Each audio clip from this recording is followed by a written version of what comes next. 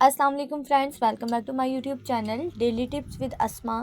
आज की इस वीडियो में हम आपको बताएंगे मुंतहा नाम के बारे में अनोखी और दिलचस्प मालूमात।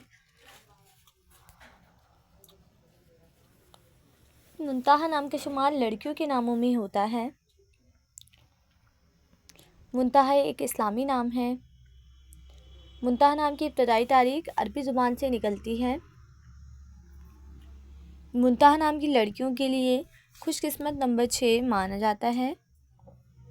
माहिरीन के मुताबिक मुंतहा नाम की लड़कियां बहुत ज़हीन होती हैं। मुंतहा नाम का मतलब है ऊंचा दर्जा। मुंतहा नाम की लड़कियों के लिए खुशकिस्मत दिनों में एतवार और मंगल का दिन शामिल है। मुंतहा नाम के अफराद के लिए मुवाफिक रंगों में सुर्ख, रंगनुमा, हल्का सब्ज रंग शामिल है। मुंतहा नाम के अफराद के लिए मुवाफिक पत्थरों में पुखराज पत्थर शामिल है। खुशकिस्मती वाली धातुओं में हिंसों के हिसाब से तांबा शामिल है। फ्रेंड्स, अगर आप अपने नाम का मतलब जानना चाहते हैं तो कमेंट बॉक्स में अपना नाम लिखें।